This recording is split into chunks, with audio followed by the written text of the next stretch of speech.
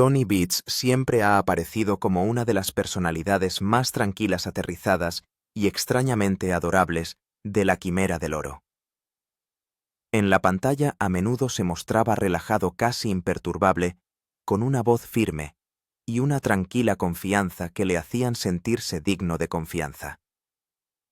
Pero bajo ese exterior tranquilo vivía un hombre con agudos instintos, inteligencia empresarial y un profundo conocimiento de cómo funciona realmente el dinero en el brutal mundo de la minería del oro. Esta no es solo la historia de un minero. Es la historia de un riesgo calculado, una reinversión implacable y un estilo de vida construido a base de tierra, gasóleo y determinación. Cuando Gold Rush se emitió por primera vez en 2000, nadie esperaba gran cosa de ella. En aquel momento, parecía solo otra serie de telerrealidad que seguía a hombres rudos con botas embarradas, persiguiendo sueños inciertos. Pocos creían que se convertiría en uno de los mayores éxitos de Discovery Channel. Menos aún se imaginaban que se convertiría en un punto de inflexión en la vida de Tony Beats. El programa seguía las operaciones de extracción de oro en el Klondike y más allá, exponiendo a los espectadores el trabajo crudo, peligroso y agotador necesario para extraer oro de la tierra helada. Con el paso de las temporadas, la audiencia se enganchó.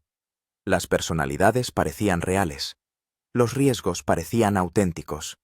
Y Tony Beats se convirtió rápidamente en alguien imposible de ignorar. Hablar de la Quimera del Oro sin mencionar a Tony Beats es casi un error. No era un minero más en la serie, sino que se convirtió en una de sus figuras definitorias. Tony, un minero canadiense nacido en Holanda, con décadas de experiencia, aportaba autoridad, garra y autenticidad a la pantalla. Mientras otros luchaban, dudaban o se quemaban, Tony seguía adelante. Su sola presencia aumentaba la audiencia y con esa atención llegaban las oportunidades. A medida que la serie crecía, también lo hacían sus ingresos, su influencia y su riqueza. Según Celebrity Net Worth, el patrimonio neto de Tony Beats se estima en unos $15 millones. Esa cifra sorprendió a muchos fans, sobre todo porque Tony nunca vivió como alguien desesperado por presumir de riqueza. No hacía ostentación de coches de lujo ni mansiones. En cambio, su riqueza estaba enterrada en maquinaria, tierras e inversiones a largo plazo. Demostró su liderazgo no con discursos, sino con hechos.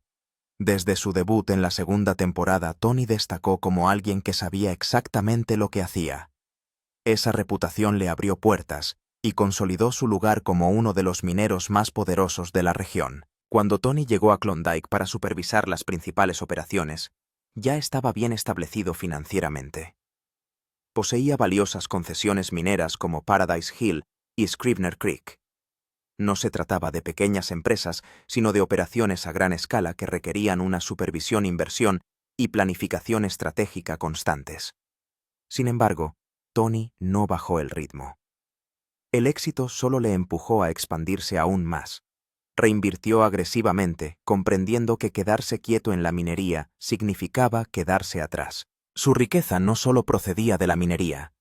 Tony también obtuvo importantes ingresos de sus apariciones en Fiebre del Oro y sus muchos spin-offs. Aunque las cifras exactas nunca fueron confirmadas oficialmente, las estimaciones sugieren que ganó aproximadamente $25,000 por episodio. Con más de 160 episodios en su haber, solo eso ascendió a millones. Además de eso, las apariciones en Fiebre del Oro América del Sur, Fiebre del Oro Pay Dirt y Fiebre del Oro Whitewater solo aumentaron sus ganancias y su perfil público. Tony nunca se limitó a una explotación o a un lugar. Aunque el territorio del Yukon le sirvió de base, sobre todo con la mina Tamarack, sus intereses empresariales se extendían más allá de una única explotación. La gestión de estas explotaciones exigía una enorme inversión inicial. El equipo pesado, la mano de obra cualificada, la infraestructura y el mantenimiento constante drenaban el dinero a un ritmo alarmante. Sin embargo, Tony lo gestionó todo con disciplina y experiencia, ampliando lentamente su alcance al tiempo que mantenía las explotaciones en funcionamiento. Uno de sus movimientos más audaces se produjo en la quinta temporada, cuando Tony compró la draga Viking por $1 millón. En aquel momento, muchos cuestionaron su decisión. La draga, situada en Clear Creek, era vieja, cara de mantener y arriesgada de manejar. Pero Tony vio potencial donde otros veían fracaso. Aquella inversión se convirtió en uno de los momentos decisivos de su carrera.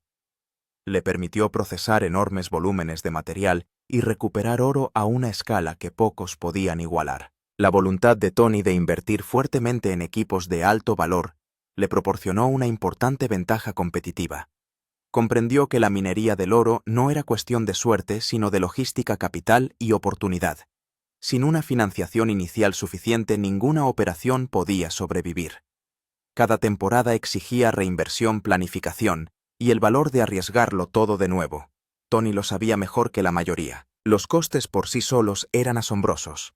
Bulldozers, excavadoras, plantas de lavado y dragas costaban millones. El gasóleo consumía cientos de miles de dólares por temporada.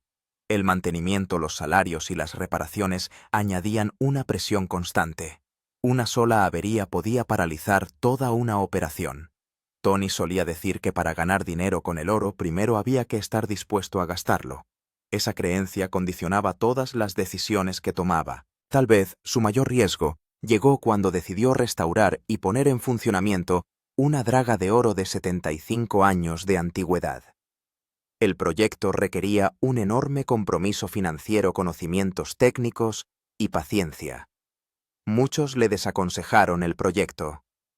Pocos creían que funcionaría. Tony hizo caso omiso de las dudas y siguió adelante de todos modos. Al final, la draga demostró ser capaz de procesar más material que los métodos tradicionales, aumentando drásticamente el potencial de recuperación de oro. A medida que su riqueza se hacía pública, Tony era invitado a entrevistas en las que una verdad quedaba clara: su éxito no llegó fácilmente. Cada dólar se ganó mediante la reinversión, el riesgo y el pensamiento a largo plazo. No se limitó a construir un negocio, sino que construyó un legado. Tony se aseguró de que sus hijos, Mónica, Kevin y Mike, estuvieran profundamente implicados en la explotación familiar. Aprendieron la minería desde la base, trabajando a su lado, gestionando los equipos y encargándose de las operaciones diarias. Con la implicación de su familia, el imperio minero de Tony pasó de ser un proyecto personal a una empresa generacional. Y aún así se negó a detenerse. Siguió comprando tierras, mejorando la maquinaria y experimentando con explotaciones a gran escala. Tony Beets nunca se conformó con una victoria. Siempre quiso más tierra, más oro y más control sobre su futuro. Y a base de coraje, paciencia e inversiones audaces, consiguió exactamente eso. Tony también se aseguró de ampliar los límites de lo que era posible en un negocio minero estacional. Su visión de futuro, combinada con sus agallas de la vieja escuela, le mantuvieron por delante de sus competidores. Mientras Tony Beets estaba ocupado volando y apareciendo en los titulares, su relación con su hijo se deterioraba. Aunque no fuera visible para muchos, el minero se enfrentaba a numerosos retos. Los retos eran tan graves que provocaron tensiones en la familia, especialmente entre Kevin y Tony. Ambos seguían teniendo opiniones distintas y se peleaban con frecuencia hasta que Kevin se separó debido a sus enfrentamientos. Según fuentes internas, Kevin criticaba la toma de decisiones de Tony y esto le hacía menospreciar a su padre. Esto, por supuesto, no sentó bien a Tony.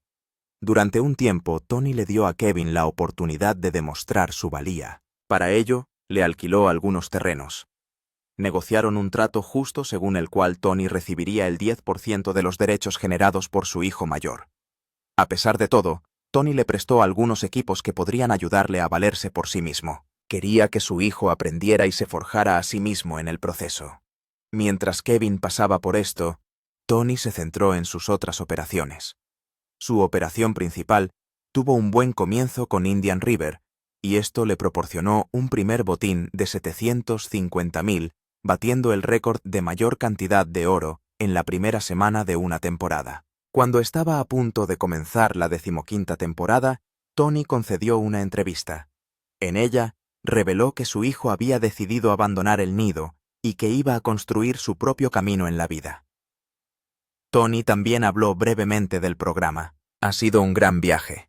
Empezamos cotizando el oro a $300 o $400 la onza. Ahora estamos a casi $2.700 americanos. Ha crecido en precio de forma constante. Ha sido una gran racha. Antes de esa temporada, Tony tuvo que enfrentarse a numerosos retos, lo que hizo que fuera una temporada difícil para él. La gente pensaba que no podría llegar a la temporada del membrillo, pero no fue así. Tuvimos un poco de respiro de cara a la temporada pasada. Tuvimos un respiro. Al empezar esta temporada hicimos ajustes y reorganizamos algunas cosas. Nos instalamos en el Indian River. No teníamos mucha prisa, por así decirlo.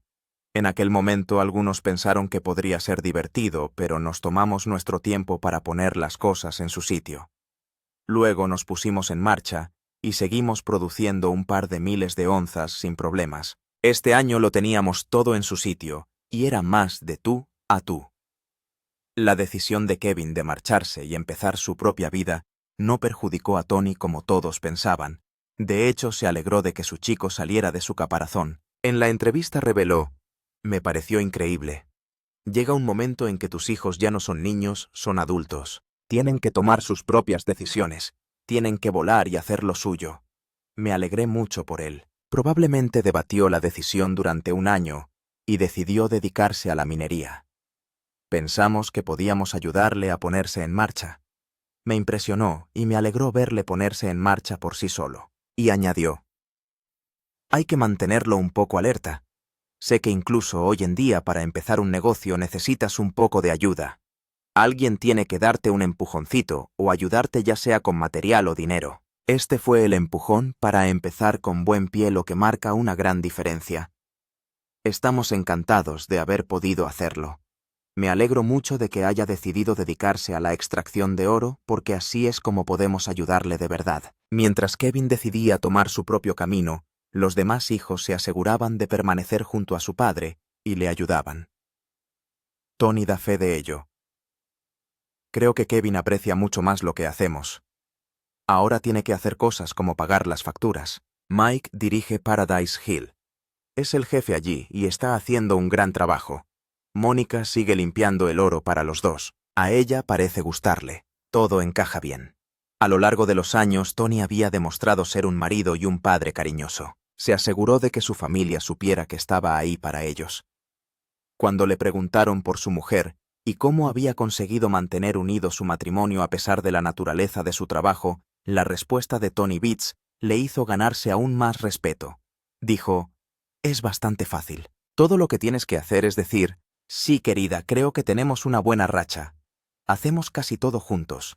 Es como yo digo, ella hace el dinero y yo hago la caja de arena. Eso parece funcionar muy bien. No interferimos en las tareas de los demás en la empresa.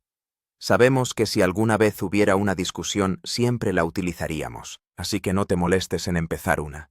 Llevamos 46 años juntos y 44, la conozco 60 años. Era mi vecina de al lado. Terminó diciendo que a Minnie le gusta ir a México en invierno. Lo disfrutamos juntos. A medida que nos hacemos mayores, es agradable tener 3 o 4 meses libres para ir donde queramos y hacer lo que nos apetezca. Creo que a Minnie lo que más le gusta es ir a México.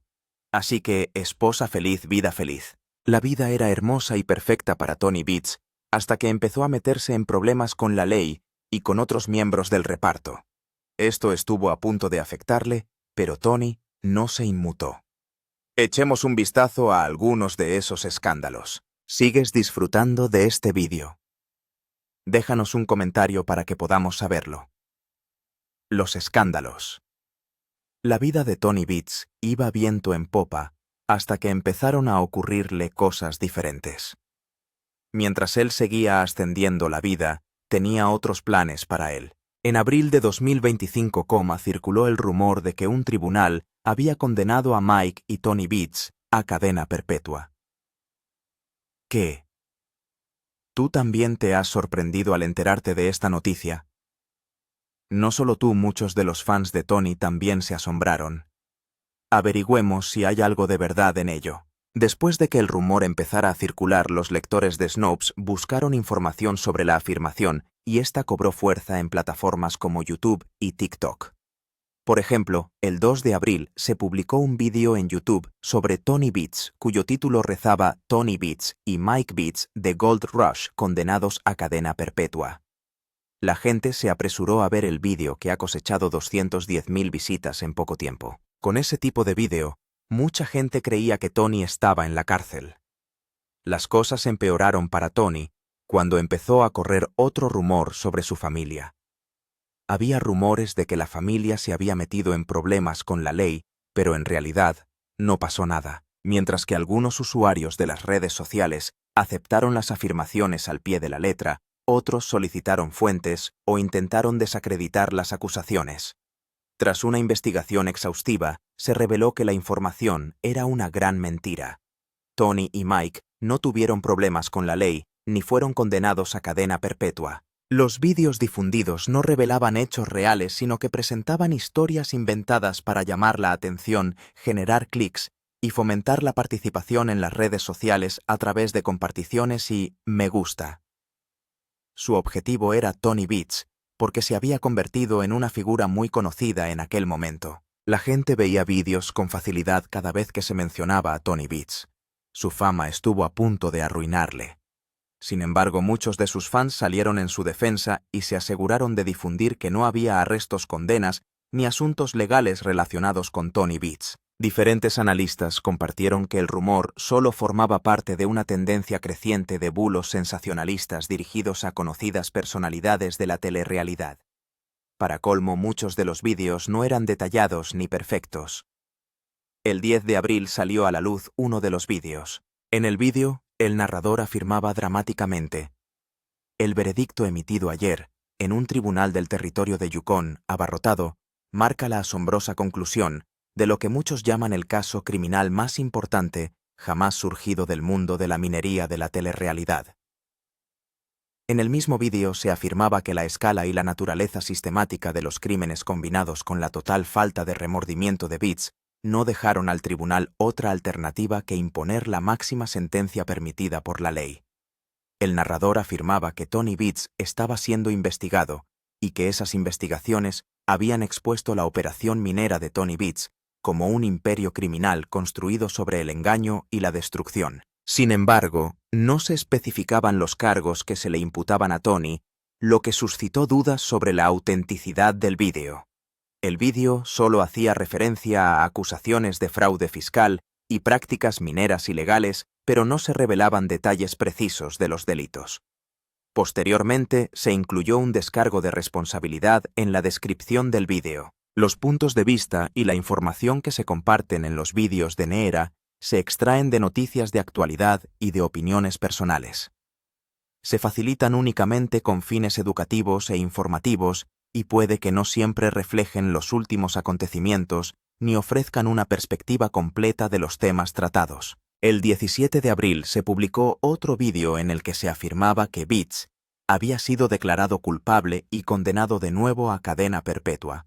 Todos estos rumores y especulaciones hicieron mella en Tony Beats, que tuvo que pasar un tiempo alejado de Internet, pero esto no detuvo a sus haters. En otro vídeo, el narrador hacía vagas afirmaciones sobre una intensa batalla legal y sugería sin pruebas que los detalles del caso se habían mantenido cuidadosamente en secreto. Más tarde, el narrador hacía una serie de preguntas capciosas diseñadas para aumentar la sensación de misterio en torno a las denuncias inventadas. Se preguntaba, ¿qué habían hecho exactamente Tony y Mike para caer en esta situación? ¿Estaban implicados en actividades ilegales o había una red más compleja de acontecimientos que les llevaron a la ruina?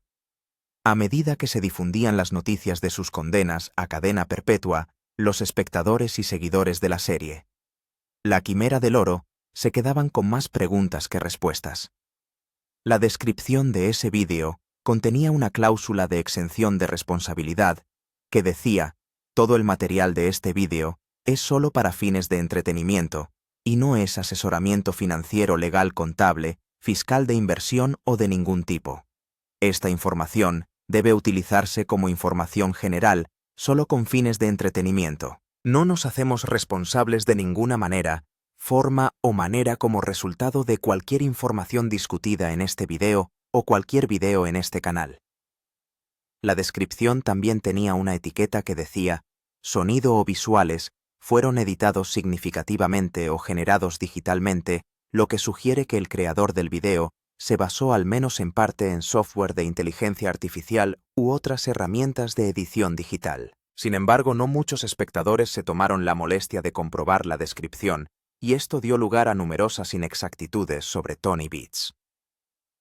Cuando la cosa se puso fea, la guía de prisiones de Estados Unidos salió en defensa de Tony Beats e informó de que no había pruebas que respaldaran las afirmaciones sobre el supuesto encarcelamiento de Tony. Sorprendentemente, estos rumores llevaron a la gente a indagar en el pasado de Tony Beats y sí se descubrió un escándalo. En agosto 2017, Tony Beats fue declarado culpable de permitir que sus empleados vertieran gasolina en un estanque de dragado. Según la Canadian Broadcasting Corporation, Tony permitió que sus empleados prendieran fuego a la gasolina durante una operación minera en el río Indian, cerca de Dawson City, Yukon. Toda la maniobra fue captada por las cámaras y Tony se metió en un buen lío. Se le acusó de población y se le impuso una multa combinada de $31 millones a él y a su empresa Tamarack Inc. Al fin y al cabo, Tony Beats era inocente. Sin embargo, el caso se resolvió y continuó con el espectáculo. Los vídeos fueron desmentidos y todo el rumor se redujo considerablemente. Mientras Tony se recuperaba, ocurrió otro contratiempo. Cuando Tony Beats empezó una nueva temporada en Gold Rush, se vio obligado a cerrar varias plantas antes de empezar a cavar.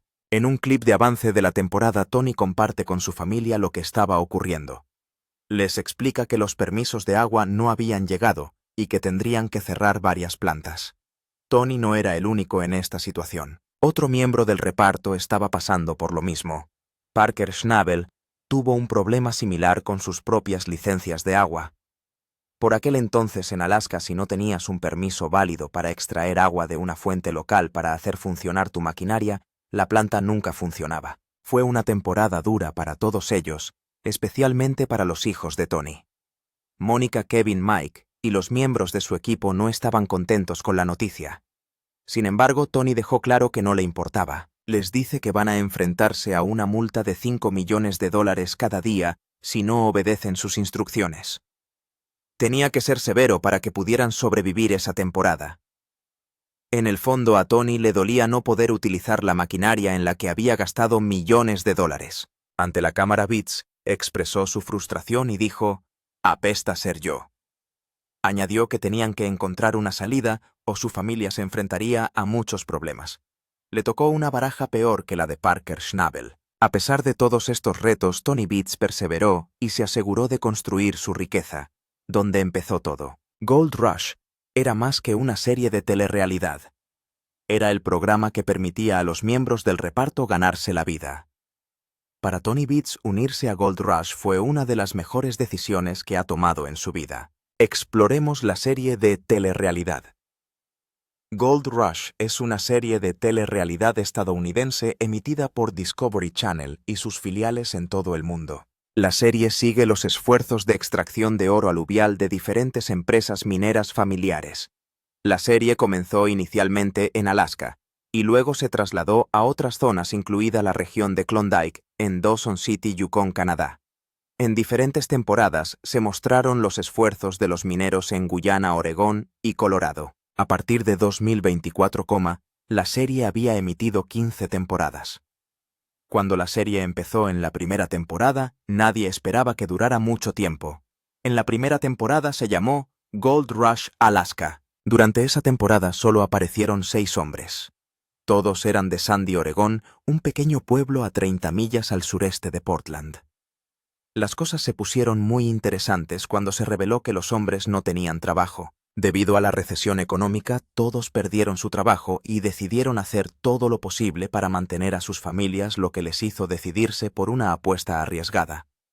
Tomaron una decisión audaz y decidieron viajar a Porcupine, Alaska, para buscar oro. La mayoría de ellos tenía poca o ninguna experiencia previa en la extracción de oro, lo que les dificultó las cosas al principio, y tuvieron que aprender sobre la marcha a base de retos y errores. La temporada fue bastante hilarante, ya que el equipo funcionaba mal, y la falta de experiencia de la tripulación agravaba la situación. Siguieron probando cosas diferentes. Sus errores, sin embargo, hicieron que el programa pareciera muy original y único. También llamó la atención de sus espectadores que querían saber cómo acabaría todo. En esa temporada, la tripulación hizo un plan para explotar a cielo abierto un yacimiento cercano a Porcupine Creek. Por muy bonitos que fueran sus planes, más tarde se vieron interrumpidos. Durante ese tiempo, Jack Hoffman buscaba una antigua cascada que esperaba que contuviera un gran alijo de pepitas de oro. En su favor, la cuadrilla decide abandonar sus deseos y su plan inicial. A mitad de temporada, el propietario de la mina, Earl Foster, envía a Dakota Fred, un minero experimentado, para que mejore la eficiencia del yacimiento. A pesar de las heroicidades de finales de temporada, la cuadrilla es incapaz de alcanzar un ritmo y cubrir sus costes. Al final de la temporada, la tripulación había recuperado 14,64 onzas de oro, lo que significaba mucho para ellos, aunque aún no habían logrado su objetivo. Tras el final de la primera temporada, el programa continuó y empezaron la segunda.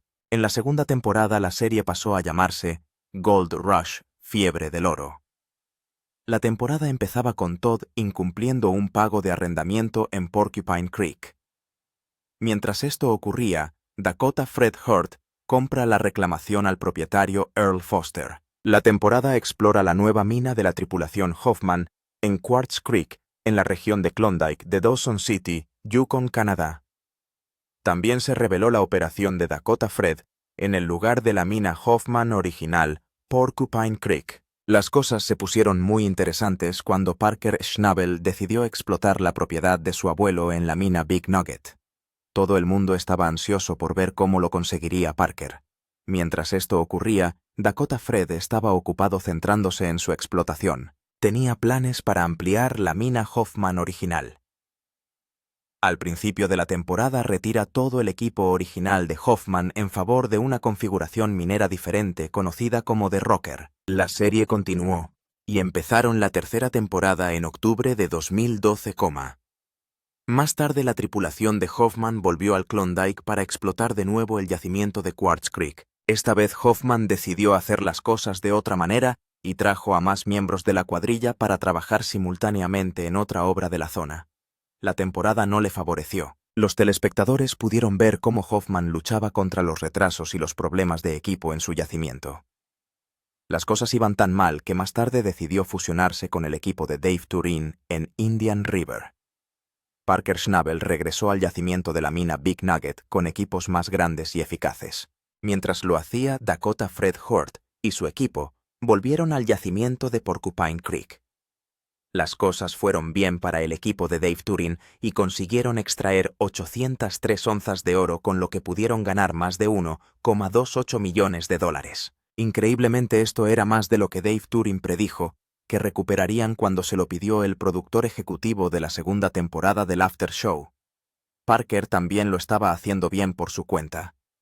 Fue capaz de extraer 192 onzas. Dakota Fred también extrajo 163 onzas por valor de más de $250,000 cada una. Fue un gran éxito en comparación con la primera temporada, en la que ningún equipo recuperó más de 50 onzas de oro. El programa continuó y a la gente le encantó. ¿Qué opinas de Tony Beats? Después de ver este vídeo, ¿le respetas más? ¿Qué opinas de la fiebre del oro? ¿Merece la pena el reality? Deja tu opinión en los comentarios. Si te ha gustado este vídeo, dale a me gusta, compártelo y suscríbete a este canal. Antes de irte, mira los otros vídeos que aparecen en tu pantalla.